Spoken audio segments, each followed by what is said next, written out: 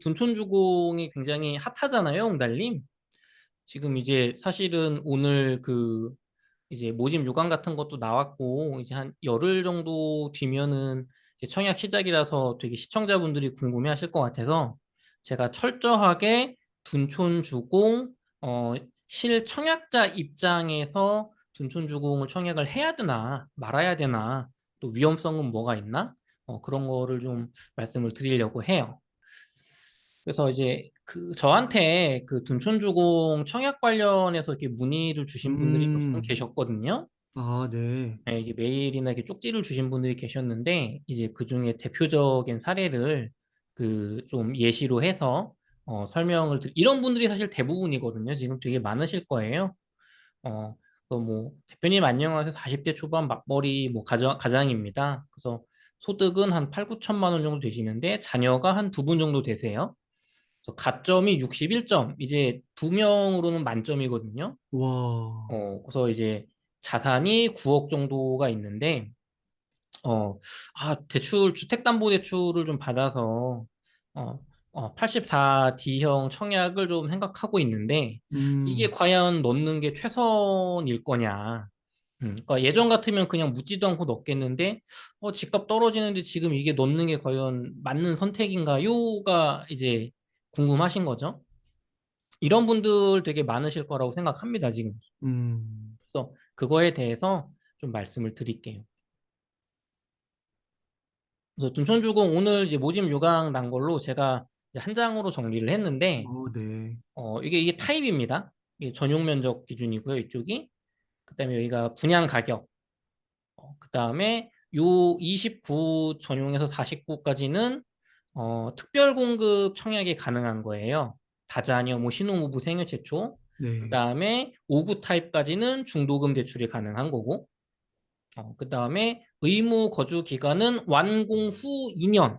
그러니까 음. 완공되고 2년을 무조건 바로 사셔야 돼요. 전세를 줄 수가 없어요. 아 그래요? 네, 지난번부터 말씀드리지만 이거는 내가 실거주를 반드시 2년을 해야 된다. 어. 가끔 이렇게 댓글이나 이렇게 카페 같은 데 보면 그 현 정부에서 의무 거주 기간을 이제 그 전매 제한 기간 팔기 전까지만 채우면 되도록 법 개정을 시도를 하고 있거든요. 그래서 그렇게 바뀐 거 아니냐고 이제 착각하시는 분들이 계신데 아직 음. 법이 안 바뀌었어요. 그리고 그게 바뀌더라도 둔촌주공의 소급 적용을 뭐 해줄 가능성은 높지가 않고 어쨌든 내가 그거를 기대하고 돈이 없는데 넣으면 안 되는 거죠. 전세 줄 생각으로. 그렇죠? 그래서 어쨌든 의무 거주 기간 2년이 있고 전매 제한은 당첨일로부터 8년인데 쉽게 말해서 2030년 12월 이후에 파실 수가 있습니다. 음. 그래서 지금 분양가가 이렇게 나오니까 여기에 뭐 한 3천만 원 정도씩은 이제 확장비랑 그 에어컨, 시스템 에어컨비 정도는 이제 추가가 돼야 된단 말이죠. 그래서 굉장히 좀 설왕설래 이 가격에 넣는 게 맞나? 라고 다들 이렇게 고민들을 많이 하시는 것 같아요. 그래서 제가 결론부터 먼저 말씀드리면 저는 투자자 전문, 부동산을 전문적으로 공부하시고 뭔가 내가 복잡하게 계산을 해서 일을 벌릴 수 있는 분들은 대부분 청약을 이걸 안 넣으실 겁니다. 무주택자로 가점 막 60점, 70점 모았다는 거는 지금 막 15년, 20년 동안 지금 그냥 이 부동산 그냥 잘 모르고 기다려 오신 거잖아요.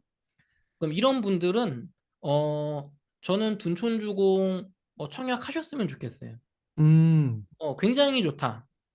특히나 전용 2구에서 4구 초소형 혹은 소형 여기 가격은 굉장히 좋고요. 음. 굉장히 메리트가 있고 5구도 메리트가 있고 84는 조금 높긴 한데 84도 괜찮습니다. 그래서 음. 전반적으로 지금 둔촌주공의 분양가는 막 고분양가다 뭐 말도 안 된다 이게 옆에가 좀 더 떨어지고 있는데 이거에 누가 바보냐 막 이런 댓글들이 엄청 많으신데 그거는 관점이 다른 거예요. 네. 투자자로서 내가 뭐 몇 년 안에 이 막 10억 되는 돈을 뭐 이렇게 하락에 맞춰서 뭐 전세 끼고 사고 막 이런 걸 할 수 있는 분들 입장에서는 기회를 날리는 걸로 너무 비싸게 사는 걸로 생각드릴 수도 있지만 어차피 이 둔촌주공은 2030년 이후에 매도가 가능하단 말이에요. 그러면은 여기 들어오는 분들은 이렇게 특히 84 보시는 자녀 있는 분들 입장에서 여기서 못해도 10년 살 거란 말이에요. 지금 사연 주신 분도 유치원생 자녀가 두 분 있거든요. 그러면 여기서 최소 10년, 15년 살 거란 말이에요. 음, 그러면은 10년 뒤에, 15년 뒤에 집값이 올라 있냐, 떨어져 있느냐가 중요한 거지. 앞으로 몇 년 뒤에 오를 거냐, 떨어질 거냐는 중요한 게 아니에요. 그리고 다른 데 떨어져서 내가 그걸 잡을 수 있는 능력이나 의지가 그리고 어떤 경험이 부족하시기 때문에 저는 둔촌주공 청약하셨으면 좋겠습니다. 결론부터 먼저 말씀드리면. 네. 그러면 그 그래서 근거가 있을까요? 네네. 그래서 둔촌주공에 대해서 지금 두 가지가 있어요. 어, 둔촌주공 청약이 10년 뒤에 10억 정도를 버는 안전한 선택이에요. 이걸 헷갈리시면 안 돼요. 둔촌주공을 포기를 한다는 건 내가 한 푼도 못 벌거나 혹은 뭐 20억 정도도 벌 수 있는, 그러니까 이 범위가 커지는 겁니다. 내가 잘한다면 더 많이 벌 수도 있어. 근데 내가 투자를 잘 못한다면 아예 기회를 놓쳐버릴 수도 있어. 예를 들면 2000, 뭐한 13년에서 17년 사이에 청약을 뭐 가격 더 떨어질 거나 기다리시거나 집값 잠시 오르는 거고 떨어질 거니까 내 집 마련 미루셨던 분들이 하다 22년까지 밀렸잖아요. 그러니까 청약을 하시는 게 안전한 선택입니다. 저 20억도 벌 수 있는 거는 어떤 의미인가요? 둔촌주공을 예를 들어서 포기를 했는데 음, 가격이 집값 하락이 굉장히 주변부가 심해지고 전세가가 무너지게 된다면 예를 음, 들면 그런 선택이 있죠. 84에 넣을 수 있는 뭐 내 돈이 10억 정도 있을 때 지금 뭐 개포라든가 반포라든가 이쪽 전세가가 많이 무너지면서 가격 하락폭이 크거든요. 그럼 내년 뭐 여름 가을 시점에 어 강남의 집값이 뭐 30% 정도 이상 하락한 상태에서 전세가가 너무 갭이 벌어져서 막 전세 갭이 막 10억, 12억 이렇게 날 거란 말이에요. 아, 그때 그 돈을 내고서 들어갈 수 있는 투자자는 거의 없을 거예요. 그럴 때 내가 전세 끼고 강남을 샀다가 뭐 5년 내로 다시 전고점만 올라가도 그때 그다음에 이제 내가 실거주 안 해도 그 상생 임대인 제도를 이용해서 비과세를 만들 수가 있거든요. 그래서 그런 식으로 돈을 버실 수도 있고 아니면 막 가격이 엄청 떨어지는 성남 쪽이라든가 위례 쪽이라든가 분당 쪽이라든가 요즘 엄청 떨어지는 뭐 동탄이라든가 그런 다주택 투자로 갈 수도 있고요. 그러니까 이거는 적극적으로 투자를 해서 내가 저점을 잡으면 상승장 음, 때 굉장히 큰 돈을 벌 수가 있죠.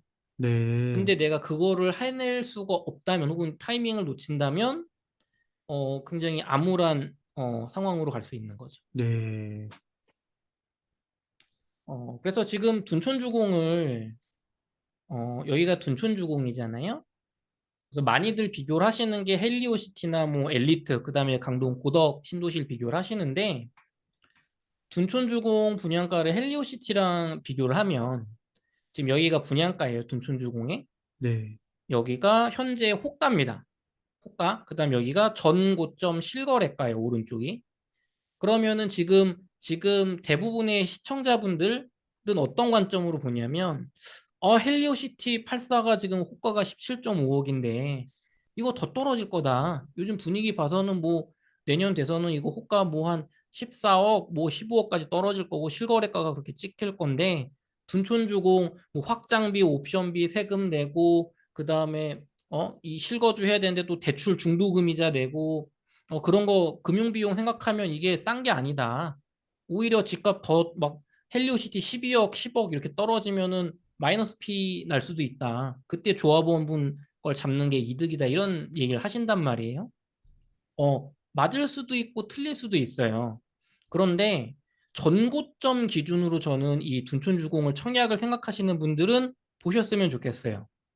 그러니까 중간에 가격이 떨어지거나 올라가거나가 우리 청약하시는 분들 입장에선 중요한 게 아니고 2030년 이후에 내가 집을 팔 때 상승장이 왔을 때 파시려고 할 거 아니에요? 그때 둔촌주공의 이 가격이 헬리오시티의 전고점까지만 올라가 줘도 올라가줘도 10억 정도씩은 차익이 나신다는 거예요. 전고점까지만 가도. 결국에는 궁금하신 게 이런 거란 말이에요. 10년 뒤에 내가 산 가격보다 많이 오를까? 오르면 얼마나 오를까? 더 기다렸다가 폭락해서 잠실 엘리트나 헬리오시티나 아니면 청약 미루고 잠실 진미크 청약 넣거나 뭐 강남 방배동 재개발 재건축 청약하는 게 낫지 않을까? 뭐 이런 고민들에 흔들리시는데 그런 거에 흔들리지 마시고 저는 이제 과거 사례를 통해서 어, 둔촌주공이 얼마나 시간의 문제이지 가격이 많이 오를 것인가를 한번 보여드릴게요. 구조나 막 저층 얘기 같은 거 하잖아요. 네. 그런 거는 변수가 될 수 없을까요? 구조나 저층 부분은 물론 지금 당장은 민감하신 게 맞고, 그게 그렇긴 한데, 사실은, 시간의 축을 지금 길게 보는 10년, 15년짜리 투자란 말이에요. 별로 중요하지 않습니다. 솔직히 말씀드리면. 거기서 구조가 안 좋다거나 저층이면 뭐 적게는 5천에서 많게는 1억 정도 좀 내가 비싸게 사는 셈? 혹은 손해보는 거거든요, 팔 때. 근데 그게 시간이 축이 이렇게 길게 늘어지면 의미가 없어요. 내 집값이 뭐 10억 올랐는데 나는 9억밖에 차익이 안 남았어. 별 차이 없는 거거든요. 중요한 건 내가 가격이 많이 올라갈 수 있는 입지에 아파트를 샀냐 안 샀냐가 훨씬 중요한 거예요. 근데 음. 둔촌은 그 올라가는 입지에 들어가 있는 겁니다. 그러니까 이게 저는 그 말씀 듣다가 그런 생각이 좀 났는데 그 일기 신도시 분당이 밑에 있잖아요. 네네. 근데 분당에서도 그 재건축 호재를 아직도 좀 갖고 있고 그다음에 음. GTX 그런 큰 호재가 갖고 있는 것을 보면 네. 30평이 안 되는 음. 곳이 거의 13억, 15억 그 사이로 왔다 갔다 하더라고요. 그쵸. 가격 비싸죠. 그러면은 그게 둔촌주공보다도 비싼 거잖아요. 어떻게 보면. 그렇죠. 그렇죠.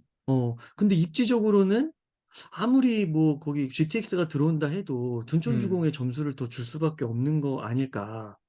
서울의 둔촌주공의 입지는 여러분이 강동구라고 무시할 수 있는 위치가 사실 아닙니다. 굉장히 잠실에 근접해 있기 때문에 말씀하신 것처럼 경기도나 지방의 어떤 호재나 재건축 이슈에서 그렇게 올라간 지역들이 많은데 그런데 보시면 막 되게 작거나 구조가 안 좋거나 뭐 층수가 낮아도 굉장히 가격이 높잖아요. 그래서 둔촌주공은 굉장히 좋다고 봅니다. 저는 분양가.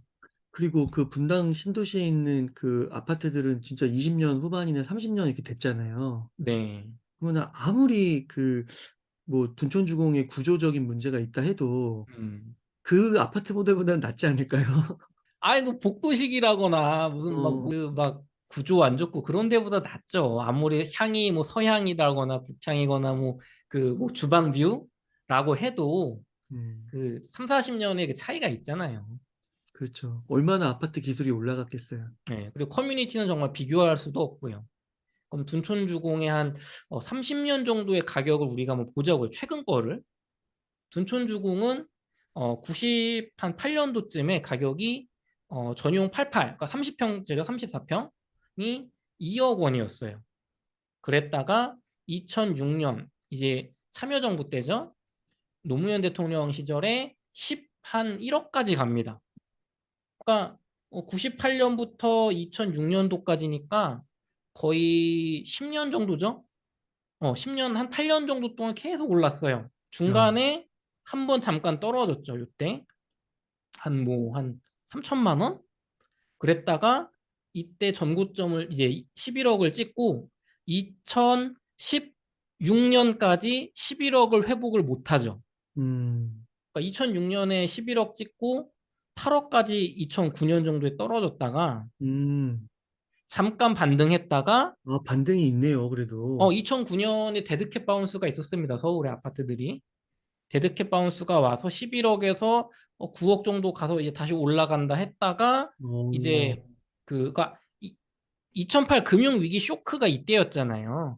이때는 이제 반값 아파트 물량들이 막 뉴타운 같은 게 이제 들어설 때거든요, 서울에. 그러니까 이제 저렴한 아파트들 입주 물량은 적었지만 가격이 워낙 저렴한 미분양난 아파트들이 쌓이니까 이제 못 버티고 하락을 재차해서 11억 찍었던 아파트가 7억까지 갔습니다. 음, 35% 폭락 왔어요. 그럴 수 있습니다. 그럴 수 있어요. 그리고 그 11억을 회복하는데 10년이 걸렸고, 작년에 이제 17억까지 찍었죠. 다시 폭등을 해서.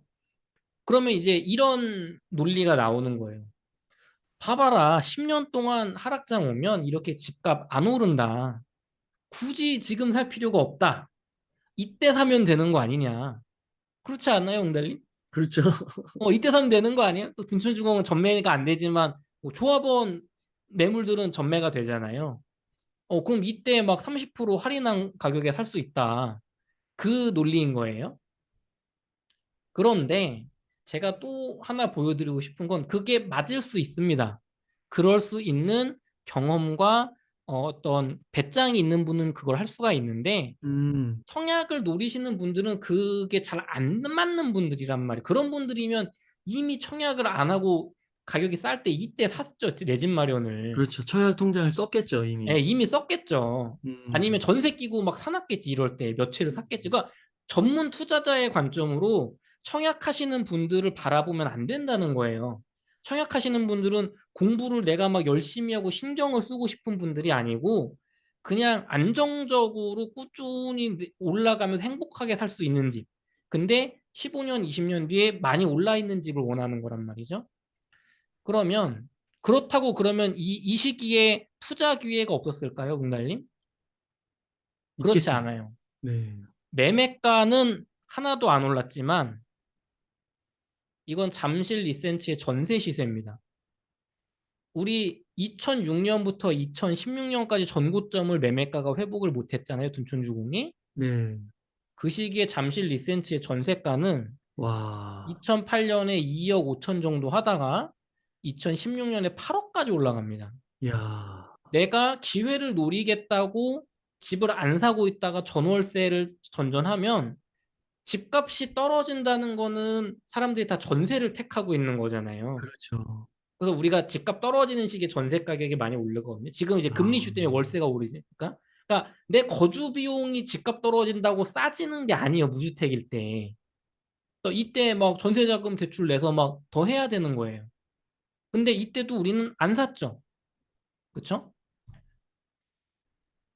그러면 이제 다시 돌아가 보는 겁니다. 둔촌주공 어차피 우리는 하락장이 최악으로 이렇게 10년 동안 그러니까 상승장이 안 온다고 하더라도 어차피 우린 이때 못 팝니다. 그쵸?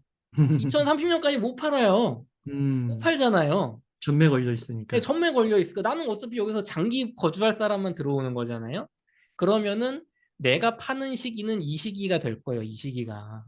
그러면은 과연 둔촌주공이 헬리오시티 잠시만요. 헬리오시티의 정고점인 23.8억, 21억, 16.3억, 13.5억을 못 넘어설 거냐. 음, 저는 이 정도까지는 충분히 간다고 보는 거예요. 왜? 음, 과거에도 그랬고 미래에도 그럴 거니까. 음, 그리고 우리나라 GDP나 경제가 적어도 유지되는 한, GDP가 성장하지 않더라도 일본처럼 유지만 되더라도 서울의 핵심지 둔촌주공되는 쪽의 입지는 가격이 올라가게 돼 있습니다. 이건 설명이 너무 길어지니까.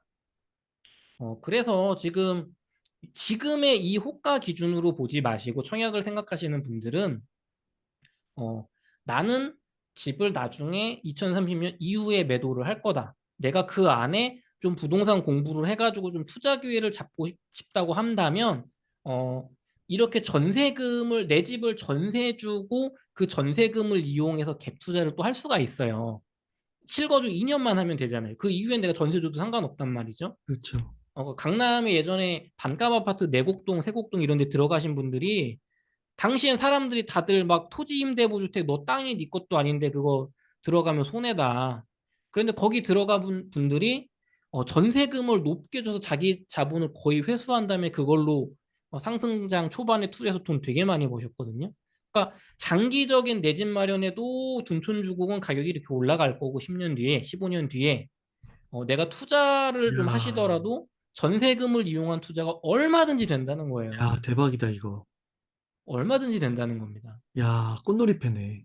꽃놀이패죠. 와, 그런데 지금 우리는 이 집값 하락하는 호가만 보고 이거는 뭐 넣으면 안 된다, 뭐 호구되는 거다 그런 얘기만 하고 있단 말이에요. 이, 야, 이때도 그랬습니다. 이때도 그랬어요. 이때도 그랬고요. 이때도 그랬고요. 이때도 그랬습니다. 과거에 70년 동안 그랬어요. 둔촌주공이 2,600만 원 때도 프리미엄 뭐 100만 원 붙었다가 마이너스 프리미엄 붙었다 그런 기사들 다 있습니다. 반복되는 겁니다, 여러분. 청약을 노리시는 분들은 흔들리지 않으시면 돼요. 야, 덕혜님, 저 이런 둔촌을 제가 영상을 계속 보고 있었는데, 네. 야, 이런 분석은 처음인데요? 공부를 안 하니까요. 아니, 그 전세 투자 이거, 와, 이거 진짜 이거 생각 못 했는데, 전혀 생각 못 했는데요, 이거? 아니면은 사실 지금 제가 어 사실 이거는 제가 강의 때나 상담 때 나오는 수준의 레벨이에요. 내용이. 어, 유튜브용이 아니죠, 사실은. 제가 굉장히 되게 세게 지금 나가는 거예요, 제 지식을. 와, 이런 거를 보통은 강의로 파시는 분들도 많죠. 왜냐면 이게 되게 이게 생각의 전환이고 뭐 완전 그런 거니까. 전환이요. 공부한 사람만 할 수 있는 거니까. 야, 그러네. 이게 전세금을 통해서 2년만 살면 또 나올 수 있다라는 게, 그쵸? 야, 그- 이거 양쪽을 진짜 다 하는 꽃놀이패. 야, 이거 대단한데요, 진짜. 그러니까 음, 대부분의 아마 분석들은 지금 이거를 헬리오나 뭐 잠실 S나 고덕이랑 음, 비교해가지고 거기가 더 빠지니까 지금 분양가 비싸다. 한 요 정도로 계속 논박을 그래도 음, 괜찮다. 뭐 존버하면 올라간다. 뭐 음, 저점은 잡을 수 없다. 이 정도 논의인 것 같거든요. 네. 야, 근데 그 전세금이 올라가는 그 그래프를 보니까 소름이 돋네요, 진짜. 아니, 그럼요. 그러니까 장기적으로 내가 잊고서 정말 실거주 관점으로 길게 보셔도 되고, 내가 중간에 경제 공부를 해서 전세금을 이용해서 다른 데가 너무 많이 서울이 더 떨어졌다거나 뭐 그쵸. 지방에 너무 떨어진 데 있으면 얼마든지 투자할 수 있어요. 그쵸. 하락이 온다고 하면 누가 집을 사겠어요. 다 네. 전세로 가지. 음. 그러니까 하- 전세가는 오를 수밖에 없는 거고. 그쵸. 그럼 그 기간에 내가 무주택이면 전월세 내 거주비가 늘어나는 거잖아요. 그러니까 그러니까 저는 둔촌주공 청약 되신 분들은 넣으세요. 단 내 자금이 충분해야겠죠. 그쵸. 내 자금이 그래도 막 9억 정도는 돼야 한 4억 정도 대출 받아서 할 수가 있겠죠. 그래서 굉장히 권해드리고 싶어요.